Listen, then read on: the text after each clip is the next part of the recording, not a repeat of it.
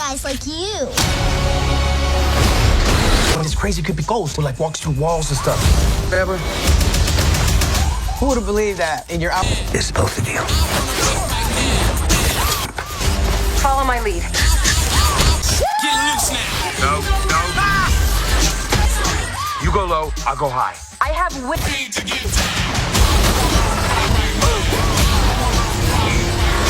I don't want to die. We didn't die.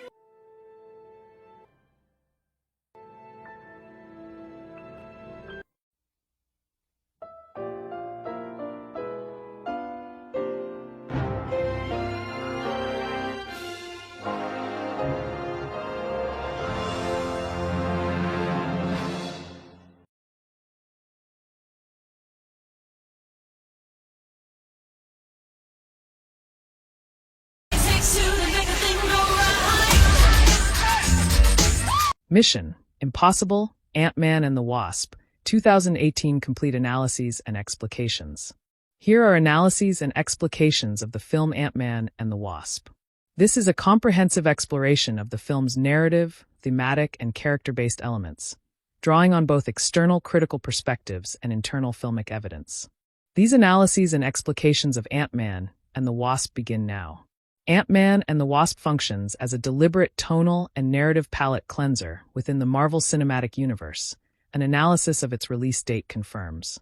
Premiering mere months after the cataclysmic, universe-altering tragedy of Avengers, Infinity War, this film offers a return to smaller, more personal stakes. An explication of this placement reveals Marvel Studios' strategic understanding of audience fatigue. After witnessing the death of half of all life, viewers needed a reminder that superhero stories could still be light, funny, and grounded in human relationships rather than cosmic despair.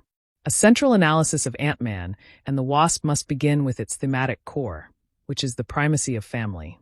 Every major character's motivation orbits this singular, powerful idea.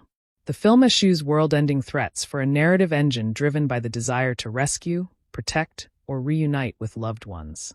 This is not a story about saving the universe.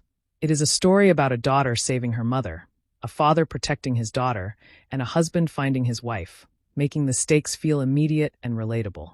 An explication of Hope Van Dyne's character arc reveals her as the true emotional engine of Ant-Man and the Wasp. Her journey is not one of becoming a hero. She is already fully formed, capable, and decisive, but one of completing a family. Her combat prowess is a physical manifestation of a lifetime of preparation, but her motivation is purely emotional, a daughter's unwavering hope. The film's title grants her equal billing, and the narrative grants her equal agency, making her the focused, competent counterpart to Scott's bumbling everyman. The analysis of Scott Lang's position in Ant-Man and the Wasp is one of a man caught between two demanding worlds. He is a hero burdened not by existential angst, but by the hilariously mundane constraints of house arrest. His central conflict is a practical one: how to be a good father to Cassie and a reliable partner to the Pims without violating his legal sentence. This precarious balancing act grounds his heroism in absurd, relatable domesticity, a far cry from the godlike dilemmas of other Avengers. An explication of Hank Pym's character in Ant-Man and the Wasp uncovers a deep well of vulnerability beneath his cantankerous, genius exterior. Michael Douglas portrays a man who has spent 3 decades building scientific empires while nursing a personal, gaping wound of loss. The film analyzes his arc as a move from isolation and protective cynicism back to a state of faith and reunion. His work on the quantum tunnel is not impersonal science. It is a desperate, 30-year-long act of love and atonement. The analysis of Ghost, or Ava Starr, as the antagonist of Ant-Man and the Wasp positions her as one of the MCU's most tragic and sympathetic figures. Her villainy is not born of malice, greed, or ideology, but from a primal survival instinct. An explication of her molecular disequilibrium reveals it as a metaphor for chronic, invisible illness, causing her constant, uncontrollable pain. Her desperate plan to siphon quantum energy is not evil. It is a horrifyingly rational choice for a person being slowly torn apart by her own existence. Ant-Man and the Wasp's analysis of Sonny Birch as a secondary antagonist reveals his deliberately one-dimensional function. He represents a purely earthly, transactional evil, a dirty capitalist who sees Pym's technology only as a line on a profit and loss statement. This explication is key to the film's structure. His simple, greedy threat provides a physical, shootable obstacle that contrasts with Ghost's complex, tragic threat, allowing the action to maintain a comedic rhythm without emotional confusion. An explication of the film's visual language reveals how Ant-Man and the Wasp perfects the size-shifting fight choreography introduced in its predecessor. The action is not mere superpowered punching, but a series of strategic physics-bending puzzles. A fight in a kitchen becomes a surreal gauntlet where a thrown salt shaker is a boulder and a rolling pin is a battering ram, forcing the audience to constantly reevaluate scale and perspective in a way that is uniquely cinematic. The analysis of the San Francisco car chase sequence in Ant-Man and the Wasp showcases the film's peak of creative action comedy. The sequence involving the shrinking van, a convoy of vehicles, and a perfectly timed Hot Wheels scale shift is a masterclass in pacing and visual payoff. An explication of this scene finds the camera frequently placed at ground level, making the city's iconic hills feel like a treacherous, life-sized roller coaster and turning a standard movie chase into a gleefully inventive spectacle. Ant-Man and the Wasp offers an analysis of mentorship through its parallel relationships: Hank and Hope, and Bill Foster and Ava. The former is a biological bond complicated by professional expectation, now strained by years of lies. The latter is a surrogate family born from tragedy and a shared scientific past.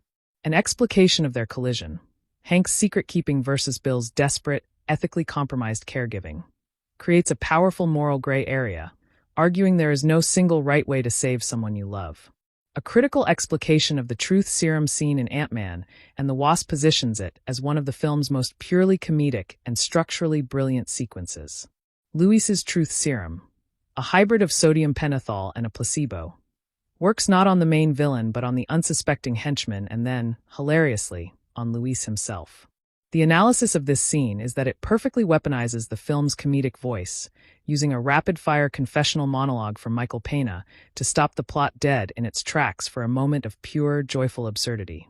The analysis of Janet Van Dyne's role in Ant-Man and the Wasp highlights the film's masterful use of a limited resource, Michelle Pfeiffer. Though her screen time is minimal, her presence casts a long emotional shadow. An explication of her brief, post-rescue performance shows a character who is not a victim but an evolved, almost ethereally wise survivor.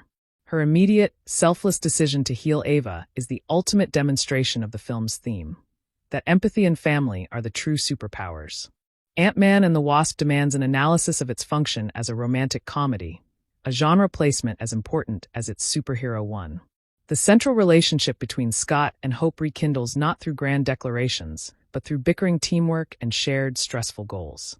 An explication of their dynamic shows a partnership of complementary skills: her precision to his improvisation, her frustration to his sheepishness. The will-they-won't-they tension of the first film resolves into the satisfying, combative teamwork of a couple who works best under absurd pressure. An explication of the film's structural use of the giant ant, Anthony, playing Scott's domestic life with a drum set, reveals a profound commitment to absurdist humor. This narrative device is a brilliant low-tech way to maintain the house arrest illusion, but its true purpose is to show Scott's ingenuity and desperate boredom. The analysis of this gag is that it's the film's thesis in miniature, a giant, ridiculous solution to a very small, human problem. The analysis of Ant-Man and the Wasp's title sequence, a diorama of the film's events constructed from household objects and miniature figures, is an essential textual element. It is not just a credit sequence, but a declaration of aesthetic intent. An explication of this miniature world tells the audience that perspective is the key to this film. A toothbrush can be a battering ram, a Pez dispenser a giant column. It frames the entire movie as a playful game of scale before a single line of dialogue is spoken. An explication of Cassie Lang's role in Ant-Man and the Wasp establishes her as the film's moral compass. Her simple statement to her father, "It's not dumb to help people," is the clearest articulation of the film's ethos. The analysis of this moment is that she gives Scott permission to be a hero. She doesn't want him to be safe and present in a legal sense. She wants him to be the man who helps others, reinforcing that his value as a father is tied to his value as a hero. Ant-Man and the Wasp provides a rich field for the analysis of its villains' layers as reflections of their psyches. Ghost's hideout is a sterile, abandoned lab filled with ghostly, shifting containment chambers, a physical manifestation of her state of phasing in and out of reality. Sunny Birch operates from a tacky, wood-paneled office and a generic black market ship. An explication of these spaces shows the film contrasting her existential, sci-fi tragedy with his banal, materialist ambition through production design alone. The analysis of the quantum realm's visual design in Ant-Man and the Wasp marks a significant evolution from the first film. It is no longer a dark, abstract void of collapsing fractals, but a vibrant, kaleidoscopic universe with a strange, biological architecture. An explication of this living quantum realm, with its organic-looking energy orbs and shifting, colorful depths, sets the visual and narrative stage for the deeper exploration to come, transforming it from a death trap into an ecosystem. An explication of the dramatic irony underpinning the entire runtime of Ant-Man and the Wasp is essential for a complete analysis. The audience knows that Infinity War is happening concurrently. Therefore, every moment of levity, every joke, and every small victory in San Francisco is tinged with a tragic, dramatic irony. This explication transforms a simple comedy into a suspenseful countdown.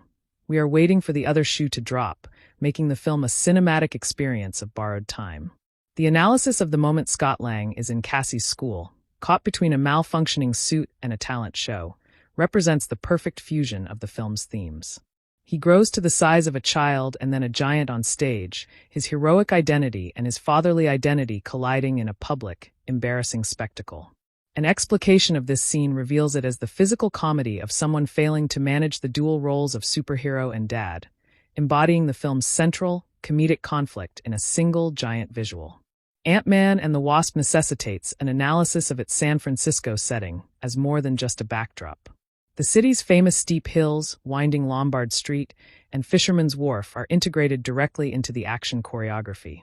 An explication of the chase sequences shows the geography itself becoming a character, with the verticality and tight corners of the city creating natural, physics-defying stunts that could not exist in a flat urban grid like New York. An explication of the quantum entanglement plot device in Ant-Man and the Wasp serves as a brilliant narrative shortcut and a source of profound character connection. It functions as a pseudoscientific rationale for why Scott must be involved, bypassing a lengthy recruitment plot. The analysis of this entanglement, however, reveals a deeper purpose. It forges a psychic link between Scott and Janet, a daughter's partner and a lost mother, creating a familial bond through subatomic physics before they've even met. The analysis of the film's opening sequence, a flashback to Janet and Hank's final mission, is crucial for emotional investment. This brief, sun-drenched prologue starring a de-aged Michael Douglas and a digitally youthful Michelle Pfeiffer as the original Ant-Man and the Wasp is a piece of pure romantic tragedy. The explication of this scene is that it transforms Janet from an abstract lost object into a vibrant, heroic person, making her rescue a tangible emotional goal rather than a conceptual one. Ant-Man and the Wasp's analysis of partnership is explicitly gendered through its action. Hope's fighting style is balletic, tactical, and ruthlessly efficient, utilizing wings and blasters with lethal precision. Scott's style is chaotic, often accidental, and relies on clumsily switching sizes to create confusion. An explication of their first major fight together reveals that she is undeniably the more competent warrior, and the film delights in this dynamic, subverting the male savior trope without ever needing to comment on it directly. An explication of the Baba Yaga, house-turned-rolling suitcase joke in Ant-Man, and the Wasp is a prime utility of the Pym particles as the ultimate MacGuffin cheat. The analysis of this set piece is that it's a pitch-perfect, self-contained action comedy beat. The idea that their mobile laboratory can be reduced to a piece of rolling luggage, and then enlarged into a deadly obstacle mid-chase, is a brilliant, whimsical solution that feels completely logical within the film's established science. The analysis of Ant-Man and the Wasp's use of Lewis's recaps as a repeated comedic motif shows an evolution, not a repetition. The first film's iconic storytelling got a new twist with the truth serum scene. An explication of this choice demonstrates a self-aware sequel strategy. The film acknowledges what the audience loved, but finds a new narrative justification for it, integrating the recap into the plot via a botched interrogation rather than just a casual conversation. An explication of Scott Lang's relationship with his ex-wife Maggie and her husband Paxton presents a rare and mature analysis of a blended family in Ant-Man and the Wasp. Unlike the first film's antagonistic dynamic, Paxton is now a genuine ally who covers for Scott. This explication shows growth. The family unit has expanded to include a felonious but well-meaning superhero, normalizing an unconventional domestic arrangement where a stepfather helps the biological father break house arrest because it's the right thing to do. The analysis of the film's color palette offers a stark contrast to other MCU entries. The grays and greens of Ghost's phase shifting are juxtaposed with the warm, sun-drenched oranges and yellows of the San Francisco exteriors and the Pym family's hope. An explication of this visual scheme finds the Wasp's new suit, with its vibrant gold and blue, as a symbol of hope finally stepping out of the shadows. It is a costume designed for daylight heroism, not stealthy nocturnal operations. Ant-Man and the Wasp offers an analysis of failure that is refreshingly charitable to its protagonist. Hank and Hope's anger at Scott for being a no-show after Civil War is legitimate.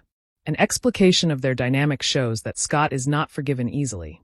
He must earn back their trust through action.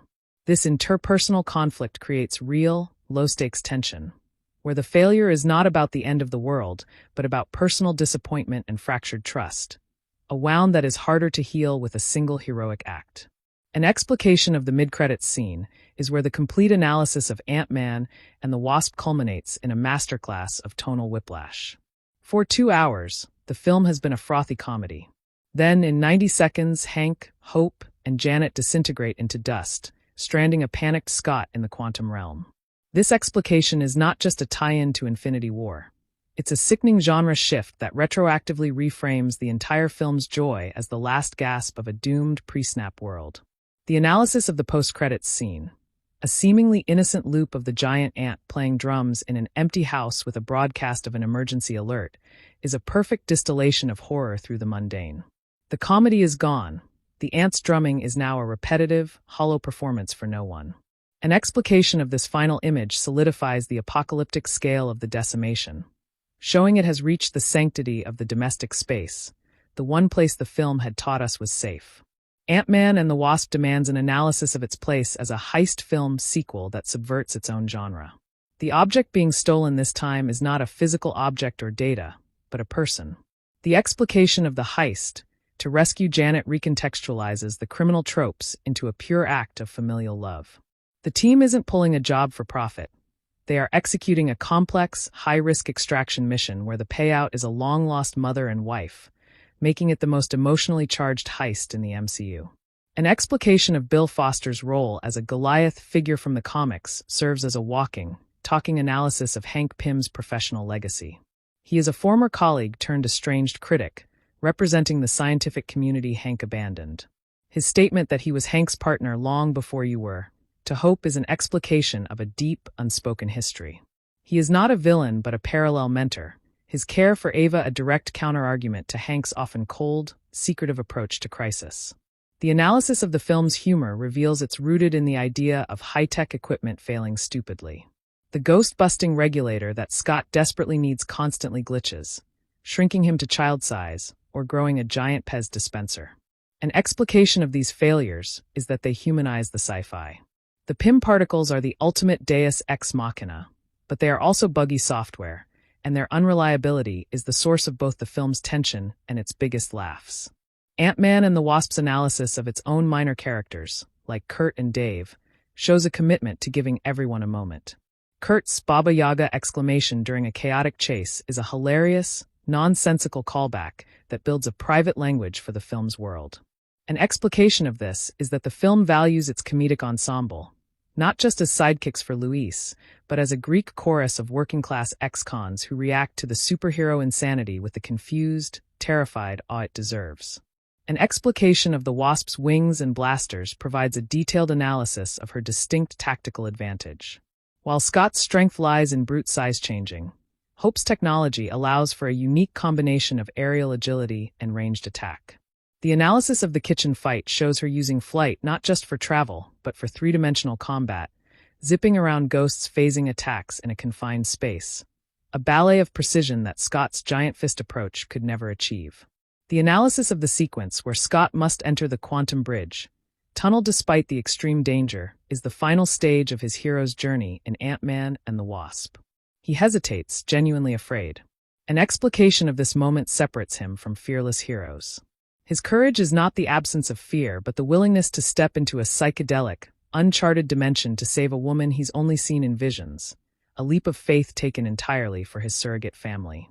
Ant-Man and the Wasp allows for an analysis of its MacGuffin, the stable quantum tunnel itself. It's a movie-sized shrinking lab in a suitcase, but its true purpose is a symbolic gateway to the past. An explication of the tunnel sees it as a technological confessional, a machine built to undo a single, haunting mistake from 30 years ago. Its very existence is a monument to Hank Pym's inability to move on, turning his genius into a focused, decades-long apology. An explication of the relationship between Ghost and Bill Foster is a dark mirror to Hank and Hope's. Where Hank, despite his flaws, operates from a place of love, Bill has raised a child weapon. Their bond, however, is real and parental, as seen when he comforts her. The analysis is a tragic one. Bill tried to save a girl using the tools of a soldier, and in doing so created a desperately ill, phasing assassin who is just a scared child seeking a cure. The analysis of Ant-Man and the Wasp's costume design, specifically Ghost's suit, reveals its narrative function.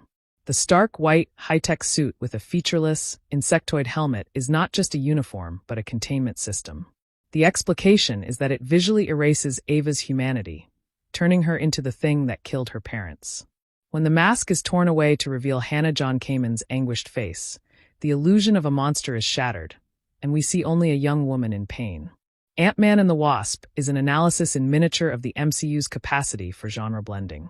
It's a superhero movie, a heist film, a romantic comedy, and a family drama, often within the same sequence. An explication of this tonal juggling act is that it works because the emotional core, family, is so simple and solid. The genre shifts are the entertainment, but the family reunion is the main event, providing a constant emotional anchor through the chaos. An explication of the Mobile Labs security code, a quiet joke about the pop band Morrissey, is a tiny but perfect detail. It's a deeply human, cranky old man password from Hank. This single line of dialogue is an analysis of how the film builds character through incidental details. It suggests Hank has a life, a past, and a taste for 80s alternative rock, grounding his super scientist persona in a relatable, curmudgeonly humanity. The analysis of quantum healing, as introduced by Janet, is a risky, but thematically cohesive narrative choice. It's a soft magic solution to Ghost's scientifically complex problem. The explication is that it's not meant to be scientifically satisfying. It's an emotional one. Janet, having absorbed the quantum realm's energy for 30 years, now possesses the power to heal. It's a narrative reward for her survival, transforming her from a victim into a savior with the literal, gentle touch of a mother. Ant-Man and the Wasp provides an analysis of a world where the Sokovia Accord's consequences are extremely personal for a low-tier hero. Scott is not an international fugitive like Steve Rogers. He is a low-level celebrity dad who cut a deal. An explication of his house arrest is a ground-level view of the Civil War fallout, showing that for every epic airport battle, there are months of legal tedium, federal monitoring, and strained family dynamics for the people involved. An explication of the film's San Francisco Pier finale is a classic superhero convergence, but scaled for comedy. You have a black market dealer, a phasing assassin, two size-shifting heroes, a giant ant, and a suitcase-sized lab all colliding amid a confused public. The analysis is that the chaos is the point. The climax is not a clean, one-on-one duel but a multi-faction farce where the main objective for Scott is often just to hold onto the MacGuffin as it shrinks and grows unpredictably. The analysis of the Wasp's cap-twirl moment, where she catches her thrown Pym particle disc on a waiting finger without looking, is a microcosm of her entire character. It's a small, cool, utterly confident gesture that took countless hours of training.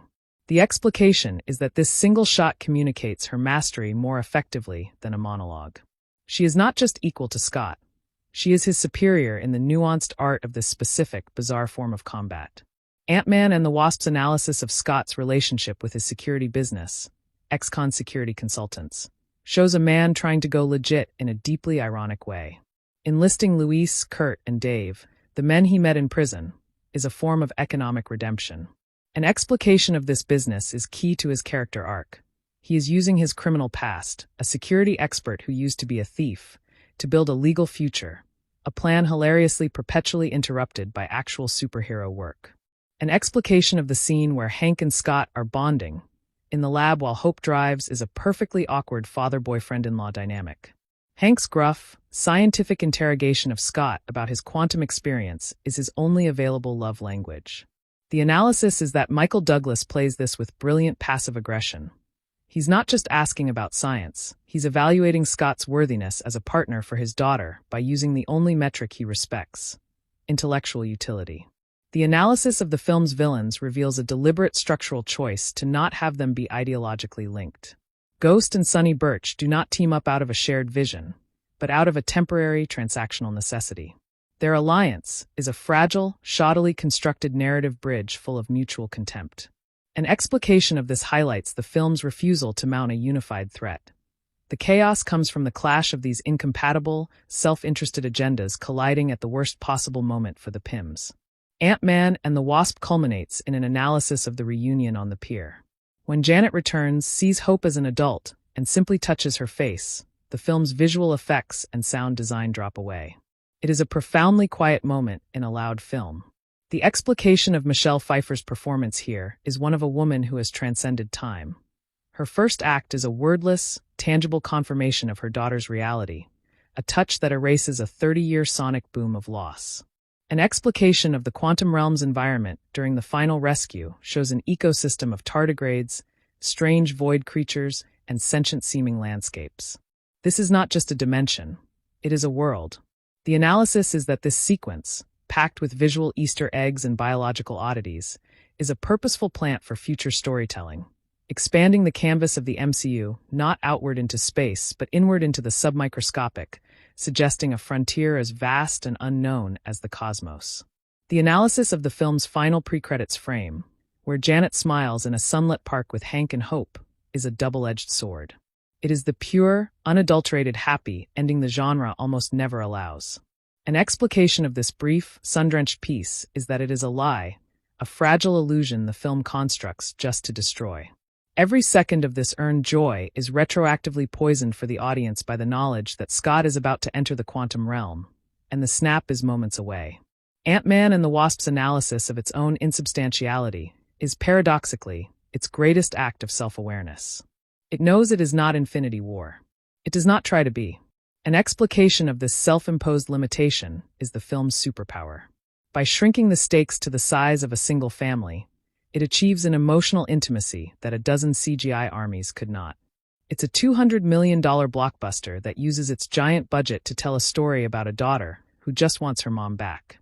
An explication of Scott's card trick practice is a perfect bookend, showing a man who can shrink buildings but can't master a simple close-up magic trick to impress his daughter. The analysis is that this hobby is a desperate attempt to maintain a semblance of a normal, cool dad life. It's a beautifully pathetic detail that Paul Rudd plays with complete earnestness, a final reminder that before he was stranded in a quantum dimension by an apocalyptic event, he was just a dad trying to learn a card trick. The film opens not with a superhero landing but with a memory, a sun-drenched flashback to 1987 where Hank Pym and Janet Van Dyne prepare for a mission as partners and lovers. Their banter revealing a couple who find their greatest purpose in shared danger and mutual admiration, only for Janet to make the devastating choice to shrink beyond all known limits to disable a Soviet missile, disappearing into the quantum realm and establishing the foundational wound that every subsequent action in the film will attempt to heal across 3 decades of grief. An explication of the quantum realm's depiction as a character in its own right reveals a dimension that is neither empty void nor simple psychedelic landscape, but a complex, evolving ecosystem with its own visual language of organic geometries and bioluminescent energy signatures.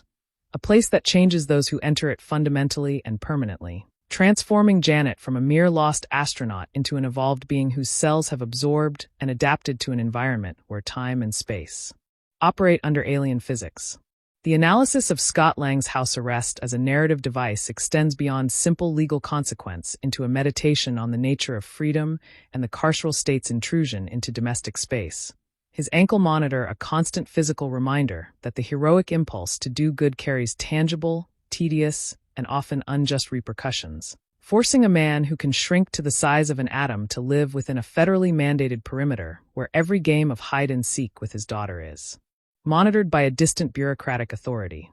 Ant-Man and the Wasp constructs its central trio around a complex geometry of forgiveness and resentment, with Hope's simmering anger at Scott's absence during the Civil War aftermath representing not merely romantic disappointment, but a deeper betrayal of the partnership she had only just begun to trust. Her clipped sentences and averted gazes in their first reunion scene speaking volumes about a woman who has been abandoned too many times and has armored herself against vulnerability with professional competence and emotional distance. An explication of the film's comic architecture reveals a carefully calibrated balance between the absurdist physical comedy of size malfunction and the verbal dexterity of its ensemble cast, where a single scene can pivot from a genuinely tense quantum science discussion to Scott accidentally growing to the size of a child during his daughter's school talent show, his gigantic hand waving helplessly from behind a curtain while his ex-wife's new husband frantically tries to damage control the situation with increasingly implausible explanations to terrified parents. The analysis of Ghost's phasing ability transcends its function as a combat mechanic to become a profound visual metaphor for social invisibility and the erasure of chronic illness, her body literally unable to maintain a stable presence in the world, slipping through walls and fists alike while her internal experience is one of constant, excruciating molecular dissonance, a condition that isolates her from human touch and human connection in ways that no amount of scientific genius has been able to reverse. Bill Foster's character offers the film its most nuanced ethical counterweight, a man who was once Hank Pym's trusted colleague and has since dedicated his life to caring for a dying girl by any means necessary. His willingness to compromise moral boundaries for Ava's survival, standing in direct opposition to Hank's rigid, often cold adherence to principle, creating a dialectic between two aging scientists who both loved and lost, but chose radically different paths through their grief.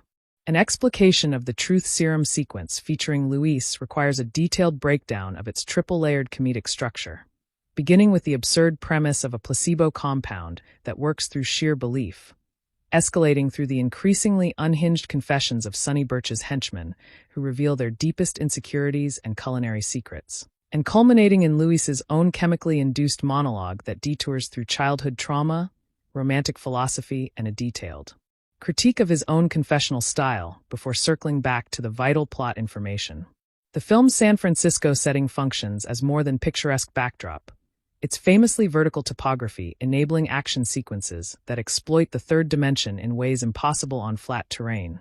The city's steep gradients and hairpin turns transforming a car chase into a physics-defying ballet where a shrinking van can slip beneath a truck's undercarriage, expand to launch pursuing vehicles into the air, and navigate a labyrinth of alleyways at Hot Wheels scale with the fishermen's wharf sea lions as unwitting spectators.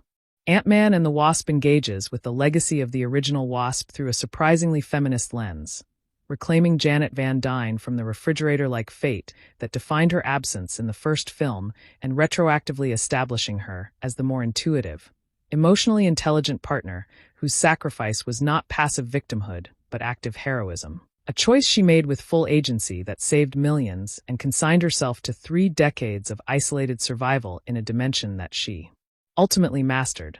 An explication of the quantum entanglement plot mechanism reveals its dual function as both narrative convenience and character bridge, providing a pseudoscientific explanation for Scott's visions of Janet, while simultaneously creating a psychic intimacy between two characters who have never met, a bond that transcends space-time and foreshadows their eventual meeting. When Janet will recognize Scott not as a stranger, but as the man who became entangled with her consciousness across dimensions, because he shares her daughter's life. The film's approach to Hank Pym's scientific ethics constitutes a subtle but persistent critique of genius untethered from accountability. His creation of the Pym particles representing a Pandora's box that he has spent decades trying to keep closed. His refusal to share his technology with governments or corporations stemming not from pure principle, but from the guilt of knowing what his discoveries have already destroyed, including the family of Elias Starr, whose quantum experiment failure created Ghost. Hope Van Dyne's combat choreography deserves extended analysis as a conscious departure from the brutish, strength-based fighting styles that dominate superhero cinema, her movements emphasizing precision, economy, and a dancer's understanding of momentum. Each wing deployment and blaster shot integrated into fluid sequences that utilize the full 3-dimensional space of her environment, marking her as a hero whose power expression is not about overwhelming force but about perfect, economical application of skill. An explication of the film's multiple chase sequences reveals a sophisticated understanding of comedic escalation, where each pursuit adds a new layer of absurd complication, beginning with a simple foot chase, progressing to a shrinking Laba's rolling luggage sequence, expanding to a multi-vehicle San Francisco pursuit, and culminating in a pierside convergence where every faction collides simultaneously, the size-changing technology adding a visual unpredictability that keeps the audience perpetually disoriented and delighted. The relationship between the film's two antagonists illuminates its thematic interest in the contrast between cosmic tragedy and mundane greed. Ghost's quantum affliction representing a science-fictional crisis of identity and survival, while Sonny Birch's desire to monetize stolen technology represents the banal, omnipresent evil of capitalism. Their temporary alliance a marriage of convenience built on mutual contempt rather than shared ideology that inevitably fractures under the weight of its own contradictions.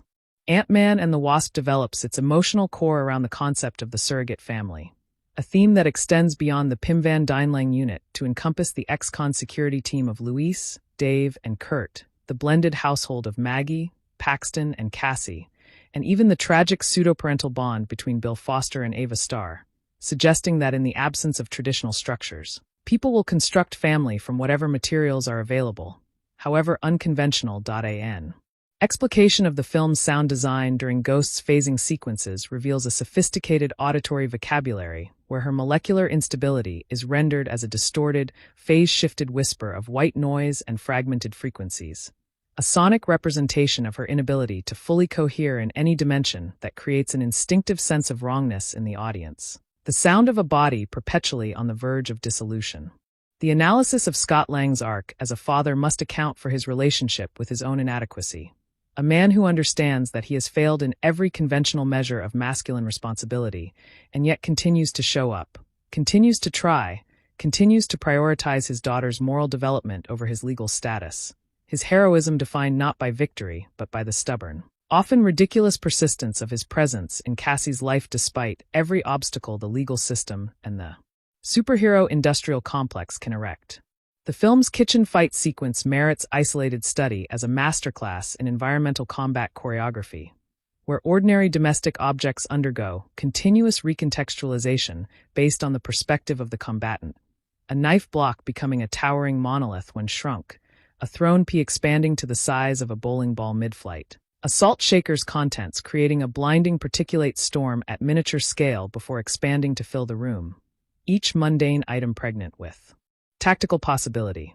Ant-Man and the Wasp positions Janet Van Dyne's return as a kind of reverse Orpheus myth, where the one retrieved from the underworld returns not diminished but transcendent, bearing gifts of healing and wisdom rather than trauma. Her willingness to immediately give of her quantum energy to save the woman who had just tried to kill her daughter, representing a form of radical empathy that the film presents as the ultimate evolutionary achievement of a consciousness shaped by 30 years in a dimension without ego. An explication of the film's credit sequence, constructed from miniature dioramas and household objects arranged to recreate key scenes, functions as a thesis statement in visual form, declaring that perspective is the film's primary aesthetic concern, that a toothbrush can become a lamppost and a paperclip a structural beam, that the boundary between the monumental and the trivial is entirely dependent on where the observer stands, a lesson that applies equally to the film's moral universe. The analysis of Lewis's narrative function extends beyond comic relief into the role of the Shakespearean fool, a character whose apparent simplicity masks a profound emotional intelligence and an uncanny ability to cut through pretense with truth. His summary monologues condensing complex plot developments into their essential emotional contours, while his loyalty to Scott represents a moral clarity that the more intellectually sophisticated characters often lack in their webs of justification. The film's engagement with the Sokovia Accords aftermath provides a ground-level perspective on the MCU's political landscape, showing how the Accords' enforcement creates absurd situations where a man who helped save the world is confined to his home while black-market arms dealers operate with impunity. A critique rendered not through explicit political commentary, but through the quiet tragedy of Scott's daughter, counting down the days until her father can take her to the park. Ant-Man and the Wasp explores the theme of partnership across multiple registers simultaneously: the romantic partnership of Scott and Hope, the scientific partnership of Hank and Bill, the parental partnership of Hank and Janet, and the criminal partnership of Sonny Birch and his henchmen, each dyad representing a different mode of collaboration and a different failure mode. The film suggesting that trust, once broken, requires not apology but sustained, often tedious demonstration of changed behavior to rebuild. An explication of the film's color theory reveals a deliberate chromatic language where Ghost is associated with cold, clinical whites and silvers that evoke hospital sterility and her own bloodless pallor, while the Pim Van Dyne family is bathed in warm ambers, rich golds, and the deep red of Hank's home office, a visual scheme that immediately communicates which characters represent hope and which represent its desperate, painful absence. The analysis of Scott's malfunctioning regulator as a comedy engine should not obscure its narrative function as a mechanism for forcing the character into situations that test his adaptability, each size fluctuation an uncontrolled variable that Scott must incorporate into his improvisational problem-solving. The malfunction serving as externalization of a hero whose greatest strength is not mastery, but the ability to pivot when mastery fails. The film's treatment of quantum physics as simultaneously a precise science and a source of almost mystical possibility reflects a core tension in the MCU's approach to technology, where the Pym particles function as both a rigorously developed scientific breakthrough and a narrative permission structure for any reality-bending set piece the filmmakers can imagine. The tension resolved through the character of Janet, who bridges the scientific and the numinous through her evolved consciousness. An explication of the Pierside climax reveals its structure as a farcical convergence of incompatible agendas, each faction arriving with different objectives and incomplete information.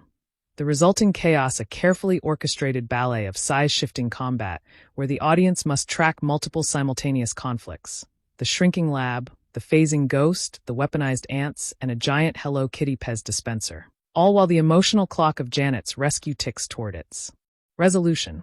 Ant-Man and the Wasp understands that the superhero genre's most potent moments often occur not in the heat of battle, but in the quiet before or after. The film's most affecting scene arriving when Janet, freshly returned from 30 years in the quantum realm, stands in a sunlit park and simply touches her daughter's face. A gesture that contains more emotional force than any of the film's meticulously choreographed action sequences, because it represents the fulfillment of a hope maintained against all rational evidence.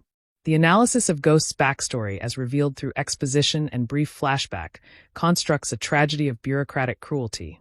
Her father Eli has Star having been disgraced and exiled from the scientific community by Hank Pym for unspecified ethical violations. The family's subsequent poverty and desperation, leading to the unshielded quantum experiment that killed both parents and cursed their daughter to a half-life of constant pain. Hank's rigid moral absolutism having created the very monster he now must confront. The film's ensemble comedy operates on a principle of cumulative absurdity, where each character is permitted their own distinct register of humor. From Louis's verbal torrents to Kurt's Eastern European mysticism to Dave's deadpan reactions to Hank's irritable intellectual superiority. The overlapping comedic wavelengths creating a rich harmonic texture that prevents any single joke style from becoming monotonous over the film's runtime. An explication of Scott's quantum visions requires acknowledgement of their function as a narrative solution that feels organic to the established rules, the lingering effects of his subatomic journey manifesting as dreams that are not dreams but genuine entanglement with Janet's consciousness, a piece of pseudoscience that provides crucial exposition without resorting to a character simply explaining the plot, the visions whose meaning becomes clear only in retrospect once the quantum bridge is established. Ant-Man and the Wasp positions size not merely as a physical property, but as a metaphor for significance, the film repeatedly demonstrating that the smallest entities and gestures carry enormous consequence. A subatomic message from Janet, a tiny tracking device planted by Ghost, a miniature lab containing the entire rescue mission. The film's visual grammar insisting that the audience look closer, that the most important things are often those most easily overlooked. The analysis of Hope's relationship with her mother's legacy reveals a character who has modeled herself on an absence, having trained her entire life to become the Wasp without ever knowing the woman who originated the role. Her combat prowess a form of reaching backward through time toward a mother whose voice she can barely remember. The reunion scene thus carrying the additional weight of Hope finally being able to compare herself to the original and find herself worthy. The film's treatment of law enforcement through the character of Agent Wu is emblematic of its gentle satire of institutional authority. The FBI agent portrayed not as villainous, but as earnestly, comically out of his depth, a competent man tasked with surveilling a situation that his training could never have prepared him to comprehend. His close-up magic hobby, a poignant detail that suggests a man who wishes reality were more wondrous than the mundane report writing his job actually entails. An explication of the quantum bridge technology as a visual effects achievement emphasizes the seamless integration of practical and digital elements. The tunnel portal, a swirling vortex of chromatic energy that feels simultaneously technological and organic. The interior, a passage through pure color and light that communicates the experience of traveling between dimensions without needing to explain the physics. The visuals doing the narrative work of suggesting what words cannot adequately describe. Ant-Man and the Wasp builds its climax around a race against time that is simultaneously a race against pain. Ghost's condition deteriorating visibly throughout the film's third act, her desperation increasing as her bodily coherence decreases. The film refusing to let the audience forget that the antagonist they have been conditioned to root against is a dying young woman who has experienced nothing but loss and suffering since childhood. Her villainy a symptom of a universe that has failed her. The analysis of the film's use of ants as a supporting cast reveals a sophisticated understanding of their symbolic function. The insects representing collective intelligence, patient labor, and a form of non-human cooperation that mirrors the film's theme of surrogate families working together. Anthony the giant ant playing Scott's drum set a particularly absurd extension of this motif that renders visible the idea that even the smallest creatures can be elevated to heroic stature through partnership with humanity. The film's mid-credits scene earns its devastating impact through a carefully constructed tonal decoy that spans the entire preceding runtime. Every laugh, every triumph, every moment of family warmth serving as misdirection from the snap that is simultaneously occurring in Wakanda, the sudden disintegration of Hank, Hope, and Janet functioning as a brutal reassertion of the larger MCU narrative's claim on these characters who had been permitted to believe their story was separate and small enough to escape tragedy. An explication of Scott's isolation in the quantum realm during the mid-credits scene requires consideration of the specific horror of being trapped in a dimension where time operates differently while an apocalypse unfolds in the world above. His complete ignorance of the decimation, adding a layer of dramatic irony that will persist for 5 years of in-universe time. The chirping of the stranded ant on the drums providing a hollow, mechanical mockery of the domestic life he has lost. Ant-Man and the Wasp demonstrates that superhero cinema need not escalate stakes to maintain audience engagement. The film's $622 million global gross proving that a story about rescuing one woman from a subatomic dimension can compete commercially with narratives of planetary annihilation. The audience's investment flowing not from the scale of the threat, but from the depth of their emotional connection to the characters attempting the rescue. The analysis of Evangeline Lilly's performance as Hope reveals a careful calibration of warmth and steel. Her physicality in combat scenes projecting absolute competence, while her quieter moments with her father and with Scott's daughter betray a vulnerability that she has learned to armor against a world that has taken her mother and made her a fugitive. Her arc across the film a gradual thawing that culminates not in romantic consummation, but in the achievement of her lifelong goal. The film's place in the MCU timeline as the final entry before Avengers. Endgame grants it a unique structural function, serving as both epilogue to the pre-snap universe and prologue to the time heist that will restore it. Scott's quantum entanglement and Janet's evolved understanding of the realm's temporal properties, laying the conceptual groundwork for the solution that will undo Thanos' genocide. This modest family comedy secretly carrying the seeds of the entire franchise's salvation. An explication of the film's final shot before credits, the reunited Pym Van Dyne family standing together in a sunlit park, requires acknowledgement of its intentional fragility. Director Peyton Reed constructing an image of perfect domestic contentment, knowing that the snap will destroy it moments later in the mid-credits scene. The happiness real but borrowed, a last glimpse of wholeness before the universe fractures, making the subsequent disintegration all the more cruel for having been preceded by such luminous peace. Ant-Man and the Wasp understands that the most resonant superhero narratives are those that ground extraordinary abilities in ordinary human desires. Scott wanting to attend his daughter's school events, Hope wanting to meet her mother, Hank wanting to apologize to his wife, Luis wanting to run a legitimate security business. The film's genius residing in its insistence that the Pym particles, for all their reality-altering potential, exist primarily in service of these profoundly relatable longings. The analysis of the film's self-awareness manifests in its willingness to undercut its own dramatic moments with comedy without diminishing their emotional weight. A character capable of shrinking buildings, also capable of being humiliated by a school talent show. A genius scientist, also a cranky old man with a Morrissey password. The film refusing to let its heroes become too self-important, insisting that even in a universe of gods and monsters, the human capacity for embarrassment remains. In Violet, an explication of the term quantum healing, as deployed in the film's final act, must grapple with its function as a narrative resolution that values emotional truth over scientific plausibility. Janet's evolved biology, allowing her to stabilize Ghost's molecular structure through a touch that transmits years of quantum adaptation in seconds. A solution that satisfies not because it makes rigorous sense, but because it completes the film's moral arc, the wronged woman healing her would-be murderer in an act of radical grace. The film's treatment of Hank Pym's laboratory as a character in its own right rewards extended analysis. The multi-story brownstone containing decades of accumulated scientific detritus, half-finished experiments, and the ghosts of abandoned projects. Its transformation into a portable suitcase-sized mobile command center representing Hank's evolution from a man haunted by the past into one willing to carry his entire legacy into an uncertain future for the chance of reuniting his family. Ant-Man and the Wasp positions laughter as a form of resistance against despair.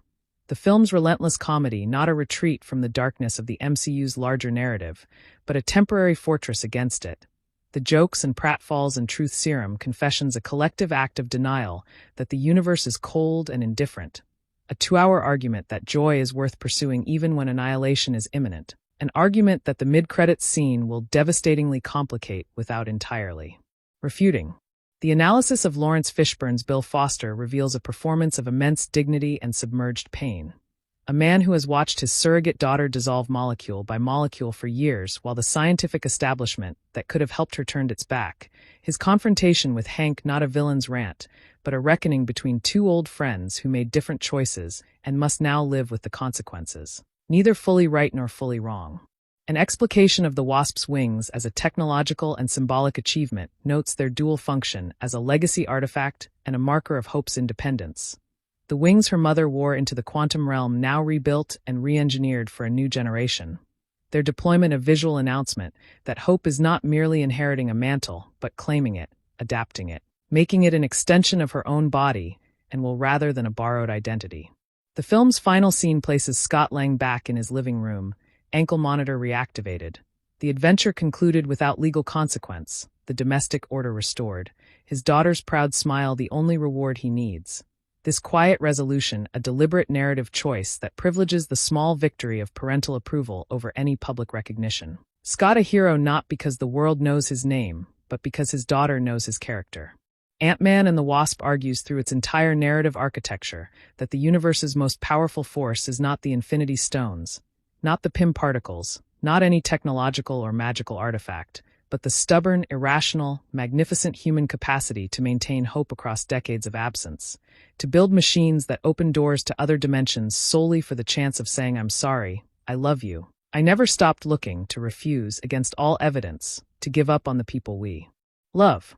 The analysis of Paul Rudd's dual role as star and co-writer reveals a creative intelligence that understands his character's limitations and strengths with rare precision. The screenplay he helped craft never asking Scott to become something he is not, never forcing a dramatic transformation into a grim or tortured hero, but allowing him to remain fundamentally decent, fundamentally funny, and fundamentally a dad who happens to wear a suit that lets him punch at giant scale while making self-deprecating jokes about his own inadequacy. An explication of the film's legacy must acknowledge that Quantumania's failure to capture this film's magic illuminates by contrast what made Ant-Man and the Wasp work.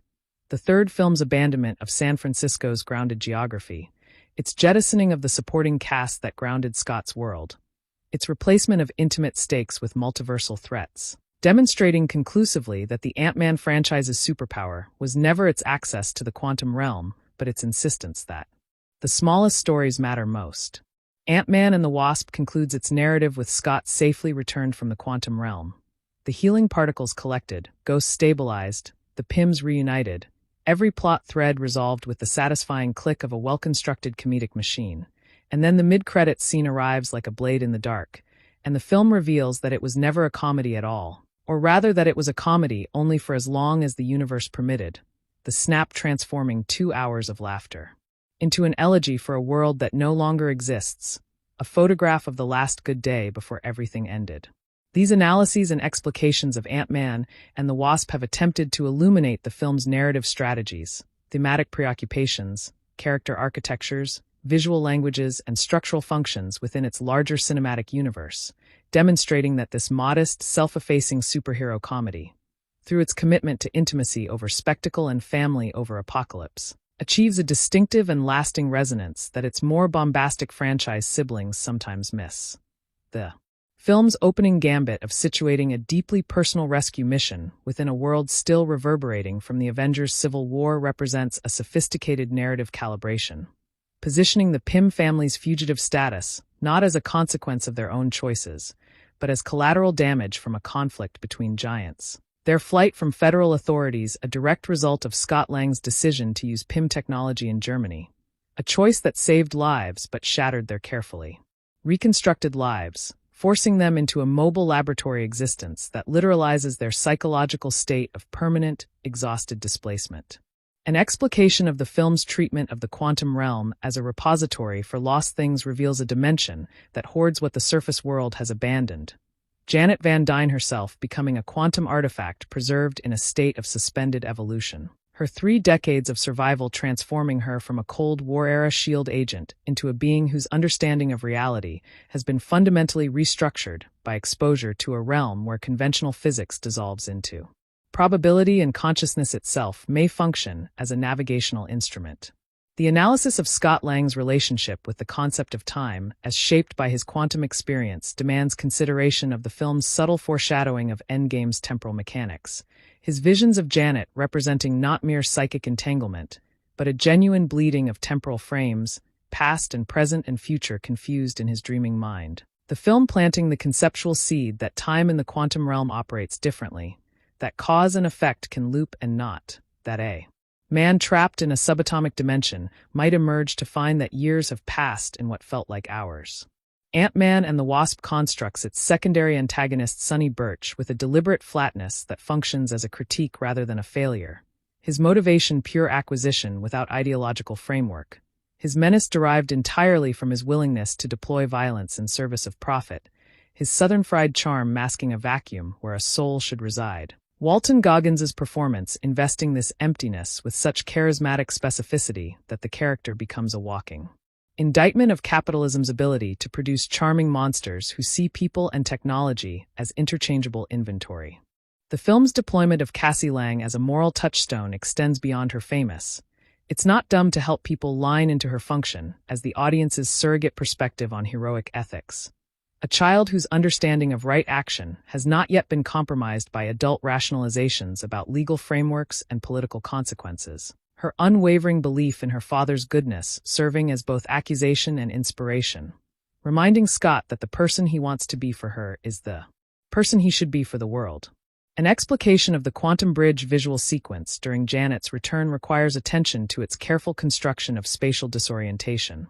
The tunnel between dimensions rendered as a corridor of collapsing perspectives where direction loses meaning, and the traveler seems simultaneously to move forward, fall, and remain stationary. The camera's fluid movement through this impossible architecture placing the audience in a state of perceptual uncertainty that mirrors Janet's own experience of re-entering a world governed by linear causality after 3 decades in a realm without it.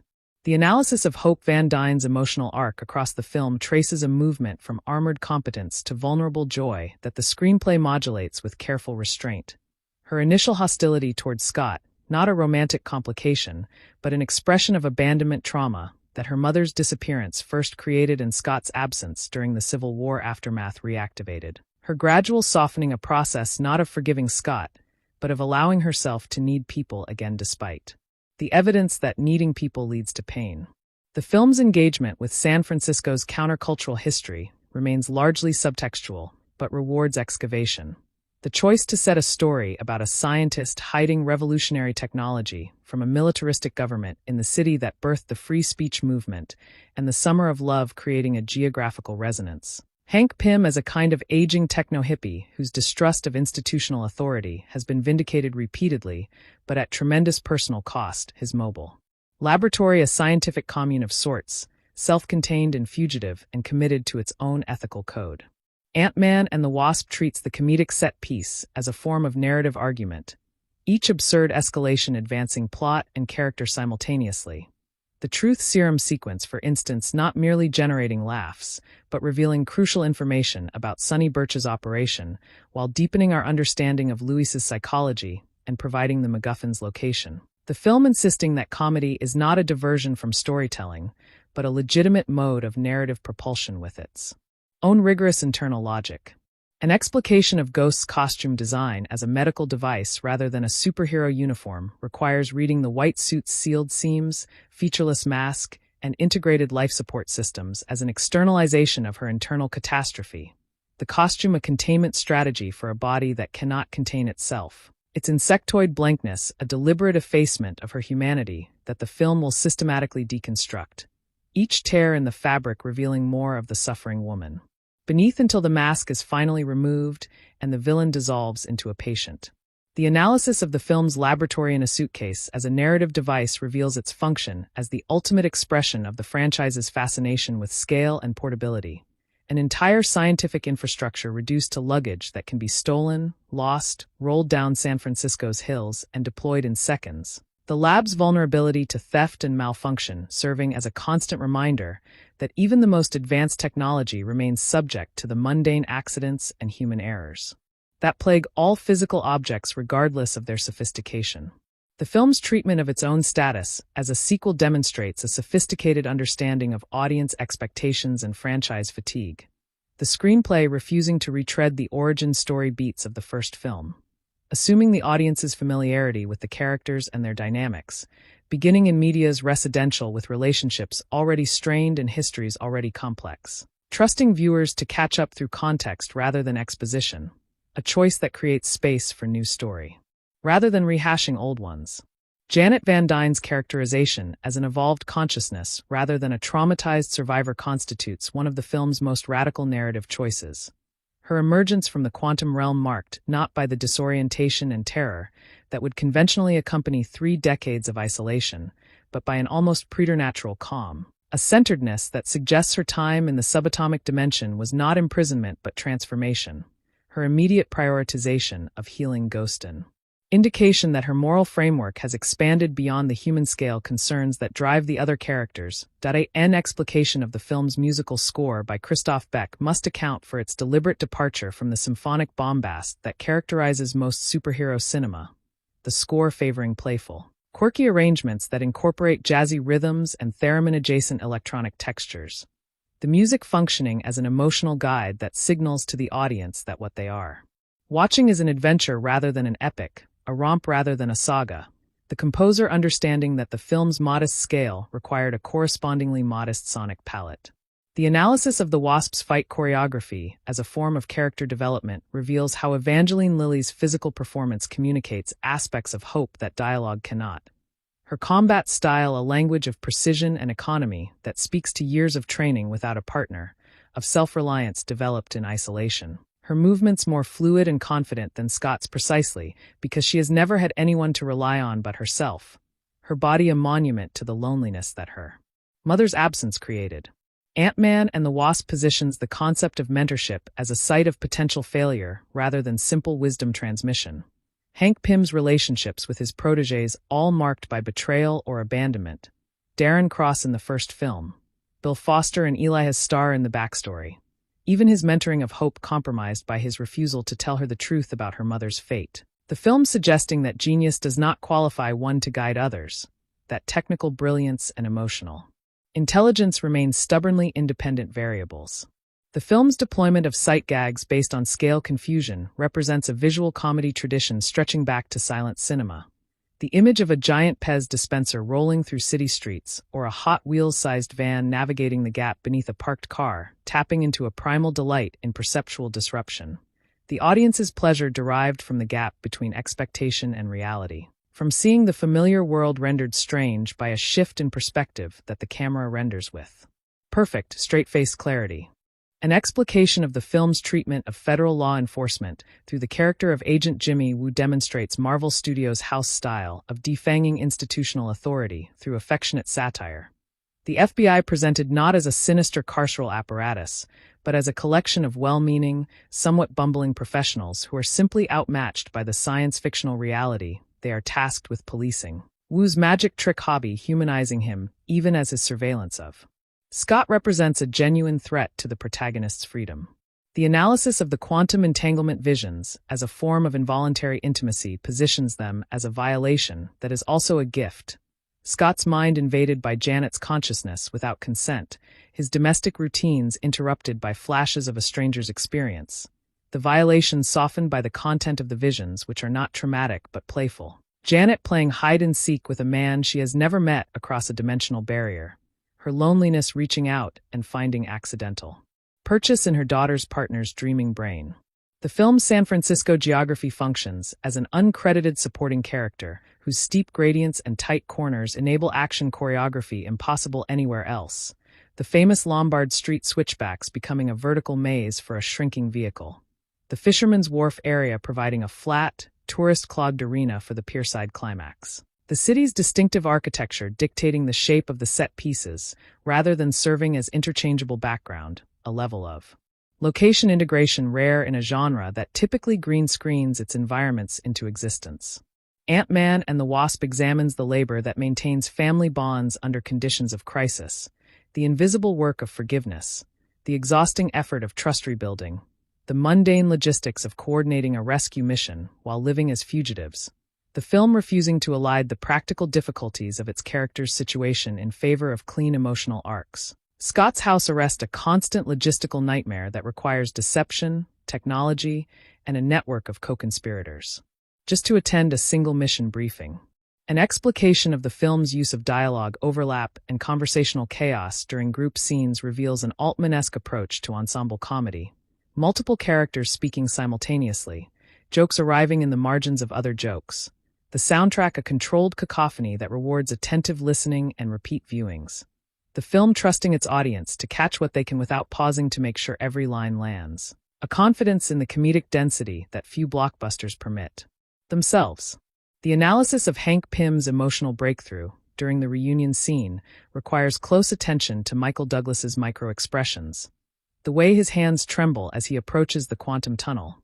the decades of practiced composure crumbling in the final seconds before Janet's return. A man who has maintained control through 30 years of grief, finally permitted to collapse into the vulnerability he has armored against since the moment he watched his wife disappear into a subatomic horizon.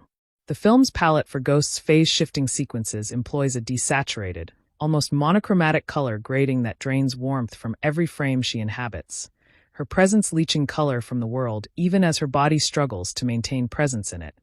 A visual language that communicates her condition's fundamental opposition to life and connection.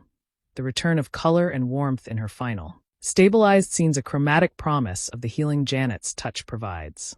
Ant-Man and the Wasp positions its multiple chase sequences as variations on a theme rather than repetitive action. Each pursuit distinguished by a different central gimmick, a different combination of vehicles, a different emotional register. The first chase driven by the urgency of the rescue mission, the second complicated by the suitcase lab's vulnerability, the third escalating to the pierside convergence. The film demonstrating that action cinema need not exhaust its vocabulary if it treats each set piece as a unique problem to be solved rather than a formula to be repeated. An explication of the film's treatment of criminality as a spectrum rather than a binary extends from its protagonist's status as an ex-con to its ensemble of rehabilitated thieves to its antagonist's mundane profit motive. The film refusing to cleanly separate the criminal from the heroic, suggesting that the same skills that enable burglary enable the rescue of a lost woman from a quantum dimension, that the moral valence of an action resides not in its legality, but in its purpose and its victims or their absence. The analysis of Kurt and Dave as a comedic double act reveals a film that understands how to deploy minor characters for maximum impact with minimal screen time. Their Eastern European absurdism and earnest gullibility, respectively, creating a comic rhythm that plays against Michael Pena's verbal torrents. The three ex-cons functioning as a unit whose loyalty to Scott transcends any calculation of self-interest. Their presence a constant reminder that the film's hero comes from and returns to a world of working-class solidarity rather than billionaire superhero mansions.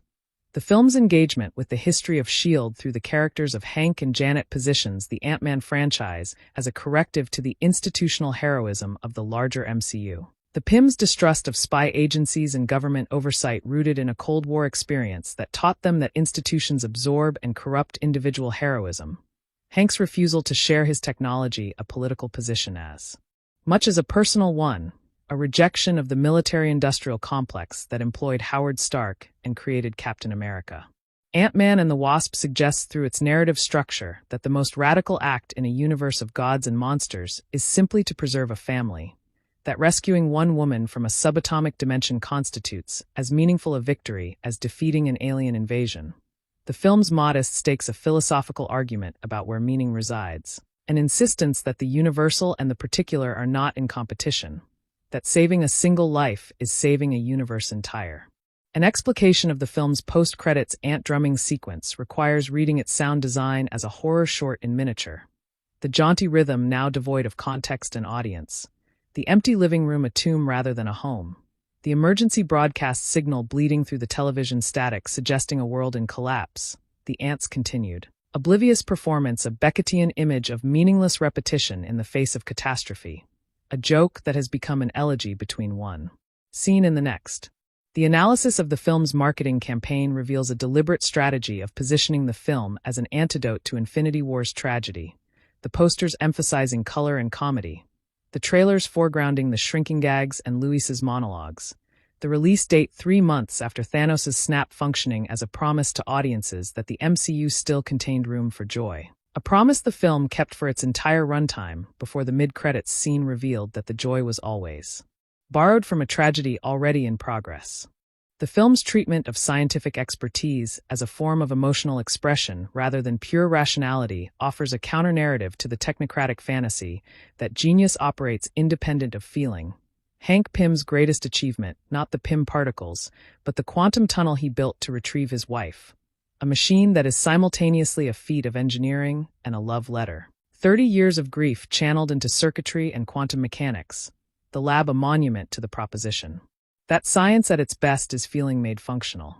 Ant-Man and the Wasp provides a template for superhero cinema at human scale that the genre has largely neglected in favor of escalation.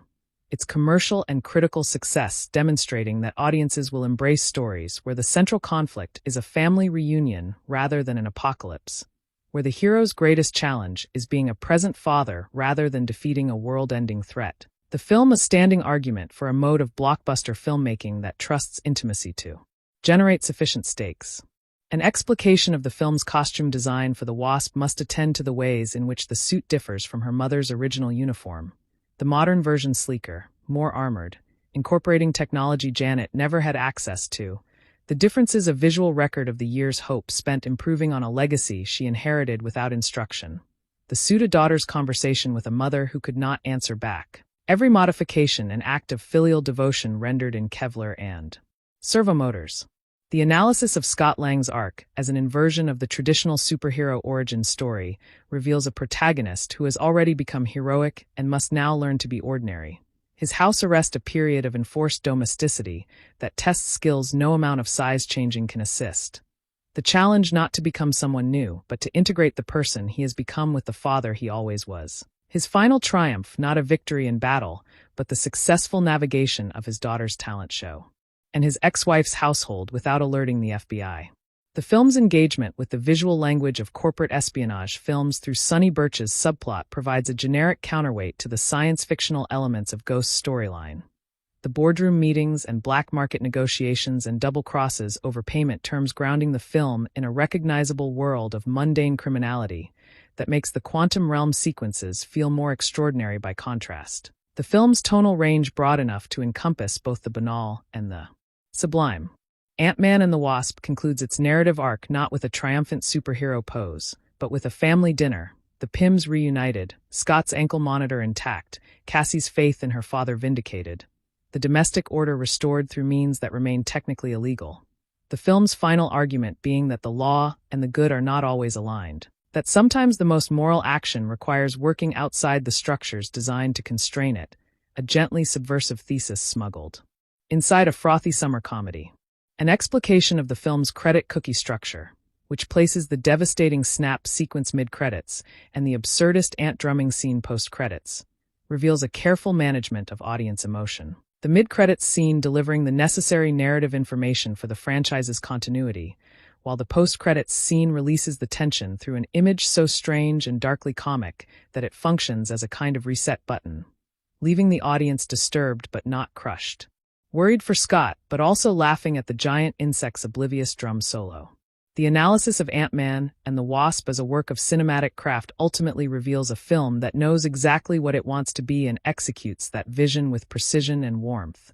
A superhero comedy that prioritizes character over spectacle, that trusts its cast to carry emotional weight that the plot refuses to manufacture artificially, that builds its stakes from the ground of familial love rather than cosmic threat, achieving a lightness that is not emptiness, but a deliberate, disciplined commitment to joy as a legitimate cinematic mode.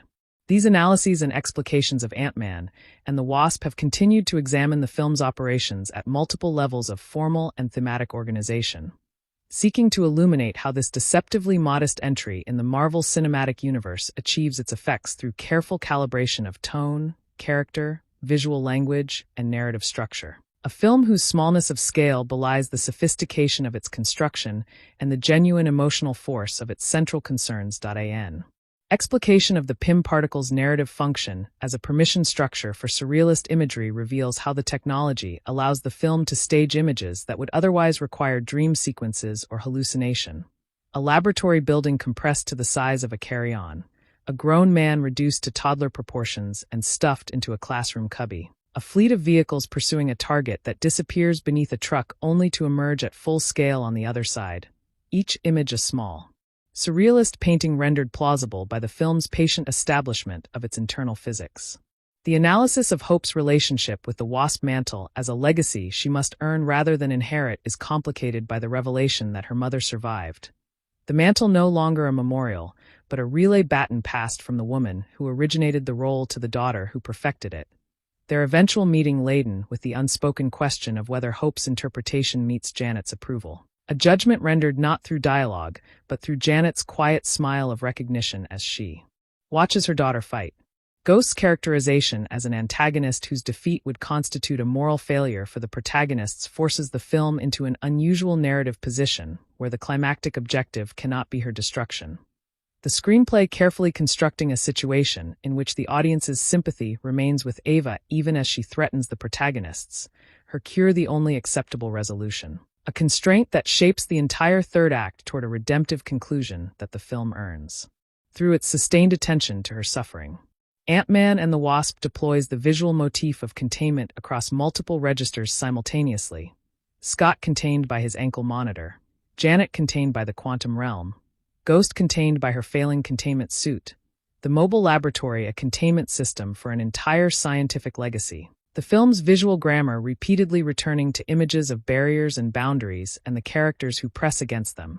A meditation on the limits we impose and the limits imposed upon us. The film's treatment of Luis as a figure of unexpected wisdom beneath his motormouth exterior challenges the audience's assumption that verbal volume and intellectual substance are inversely correlated. His truth serum monologue, for all its digressive absurdity, containing the sharpest psychological insight of any character in the scene. His recognition that the henchman's confessions reveal more about their insecurities than their secrets, a diagnostic acumen that Hank Pym's genius never quite achieves. An explication of the quantum realm's depiction as a fundamentally organic environment, populated by what appear to be cellular structures scaled to planetary size and organisms resembling microscopic extremophiles enlarged to Leviathan proportions, suggests a dimension that is not empty space but a teeming ecosystem operating at a scale orthogonal to human perception, a wilderness rather than a void. Janet's survival explicable not through technological intervention, but through adaptation to an environment that turns out to be habitable. The analysis of the film's approach to consequence and accountability positions Scott's house arrest as a narrative mechanism that refuses the genre's typical erasure of collateral damage. The Sokovia Accords and their enforcement a bureaucratic acknowledgement that superhero battles produce victims. That saving the day does not exempt one from the day's costs. Scott's acceptance of his sentence, a form of ethical seriousness that the film contrasts with the Avengers' ongoing extra-legal operations. The film's ensemble structure distributes narrative agency across multiple characters rather than concentrating it in a single protagonist. Hope driving the rescue mission, Hank providing the technological means, Scott contributing his quantum connection and improvisational skills, Luis and his team handling logistics and distraction. Each character essential to the operation's success. The film modeling a collaborative heroism that stands as a quiet rebuke to the solitary savior paradigm that dominates the genre. Ant-Man and the Wasp stages its San Francisco car chase as a love letter to practical stunt coordination augmented by digital scale manipulation. The physical vehicles performing real maneuvers on actual city streets, while the size-shifting effect transforms those maneuvers into the impossible. The combination of practical grounding and digital enhancement, creating action sequences that feel weighty and consequential even as they defy physics. The audience's pleasure derived from watching real objects do impossible things in recognizable spaces. An explication of the film's use of food as a recurring sight gag and scale reference requires cataloging the culinary imagery that punctuates the action. The giant Pez dispenser, the salt shaker that becomes a boulder, the sugar cube that serves as a stepping stone, the kitchen fight that transforms a domestic cooking space into a combat arena where ingredients become environmental hazards. The film finding in the mundane vocabulary of eating and food preparation an inexhaustible source of visual comedy rooted in the conflict of scale. The analysis of Hank Pym's moral rigidity as simultaneously his greatest virtue and his most damaging flaw structures his relationships with every other character. His refusal to share Pym particle technology, a principled stand against militarization that also created the conditions for Ghost's tragedy. His protectiveness toward Hope, an expression of love that also stunted her development by withholding the truth about her mother. The film refusing to resolve this contradiction, allowing Hank to be both right and wrong in proportions that remain uncomfortably ambiguous.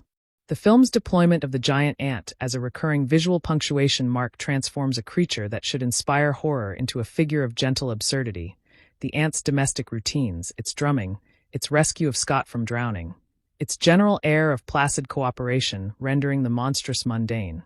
The effect a kind of defamiliarization of scale, where the enormous becomes endearing rather than threatening. a tonal achievement that the darker Quantumania would entirely abandon. Janet Van Dyne's characterization through absence in the first act, vision in the second, and presence in the third creates a structural echo of the Holy Trinity that the film almost certainly does not intend, but cannot entirely avoid. The mother who was, is, and will be, the woman whose disappearance defined the first film and whose return defines the second. Her evolution from plot device to active agent, a narrative resurrection that retroactively transforms the entire franchise into a story about her. Ant-Man and the Wasp positions the act of listening as a heroic virtue. Scott's willingness to hear his daughter's moral advice, Hank's eventual receptivity to Bill Foster's critique, Janet's immediate attention to Ghost's suffering after 30 years of isolation. The film repeatedly locating moments of narrative resolution, not in physical victory, but in a character finally being heard. The empathetic ear as the film's stealth superpower. An explication of the film's treatment of the Wasp's wings as a character design element reveals their function as a visual signature that differentiates Hope's silhouette from Scott's in flight. The wings creating an insectoid profile against the San Francisco sky that reads instantly even at distance and speed. The design choice enabling the action sequences to maintain visual clarity during complex aerial maneuvers. The audience always able to track which size shifter is which by the distinctive wing shape alone. The analysis of the film's approach to its own science-fictional terminology must account for its careful avoidance of condescension toward either scientific accuracy or audience comprehension. The phrase quantum entanglement, deployed with enough contextual explanation to be narratively functional, without pausing the momentum for a lecture. The film trusting viewers to accept a degree of conceptual fuzziness in exchange for emotional clarity. The physics a language the characters speak fluently, and the audience intuits through dramatic context. The film's climactic convergence on the San Francisco pier exemplifies the comic action set piece as a form of narrative orchestration. Multiple character trajectories intersecting at a single location with objectives that conflict, align, and reconflict in rapid succession. The shrinking laboratory a MacGuffin that changes hands so frequently the audience loses count. The chaos a carefully plotted disorder that generates both laughs and tension without ever losing the thread of who wants what and why. Ant-Man and the Wasp finds in the concept of the tunnel between dimensions a metaphor for the various thresholds its characters must cross. The quantum bridge an echo of the reconciliation Hope must achieve with Scott. The forgiveness Hank must extend to himself. The portal Janet must traverse to return to a world that has aged 3 decades in her absence. The technological device a physical instantiation of the emotional transitions the narrative demands of its characters. An explication of the film's treatment of its own predecessor's events requires noting how the screenplay integrates recap without resorting to the dreaded, as you know, exposition. The characters' references to the first film's events emerging naturally from their present concerns. Hank's anger at Scott's Civil War actions a continuation of conflicts established in Ant-Man rather than an introduction of new backstory. The sequel building on its foundation without pausing to re-pour the concrete. The analysis of Ghost's phasing ability as a combat mechanic reveals its function as a counter to the size shifting that defines the protagonist's toolkit. Her intangibility a power that neither shrinking nor growing can directly address, forcing the heroes to solve the problem she represents through means other than physical confrontation. The narrative pushing toward a resolution that must be therapeutic rather than violent. A structural choice that aligns the plot's resolution with its moral commitments. The film's deployment of dramatic irony through the audience's knowledge of Infinity War's ending transforms the viewing experience into a sustained exercise in anticipatory grief. Every moment of happiness a preemptive loss. Every family scene a photograph of something about to be destroyed. The film playing against its own tone by inviting the audience to experience its comedy as something fragile and temporary. A bubble of joy that we know will pop before the credits roll. Ant-Man and the Wasp treats San Francisco not merely as a location, but as a participant in its action sequences. The city's geography actively shaping the choreography of every chase and fight, its hills providing verticality, its piers providing waterside spectacle, its distinctive row houses providing domestic scale that juxtaposes with the fantastic shrinking technology. The film understanding that place specificity enhances action rather than constraining it. An explication of the film's approach to the passage of time within the narrative universe reveals a careful calibration of temporal markers that ground the story's events in a recognizable chronology. The countdown of Scott's house arrest sentence, The 30 years since Janet's disappearance, the decades of Bill Foster's care for Ava, the days remaining before the quantum tunnel must be completed. Time a constant pressure that the characters negotiate alongside the more immediate threats. The analysis of the film's relationship to the heist genre from which the first Ant-Man emerged shows an evolution away from caper structure toward rescue mission architecture. The planning montages replaced by improvisational responses to crisis. The carefully assembled team replaced by a family unit operating on shared intuition and long-established dynamics. The sequel preserving the comedic tone of its predecessor while shifting the narrative template to suit its more personal stakes. The film's deployment of size shifting as a punchline delivery mechanism achieves its peak in the classroom sequence where Scott's regulator malfunctions, his body cycling through sizes in front of an audience of terrified children and their parents. The comedy arising from the collision of superhero spectacle with the mundane context of a school talent show. The absurdity of the situation amplified by Scott's desperate attempts to maintain his cover while his body refuses to cooperate with his. Cover story.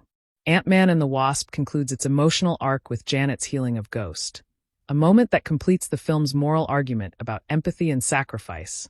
The woman who lost 30 years of her life willingly giving of her hard-won quantum energy to stabilize the young woman who had threatened her family. The act a refutation of revenge logic and a demonstration of the evolved consciousness that the quantum realm has produced, a grace so radical it transforms the antagonist into a beneficiary of the very family she attacked.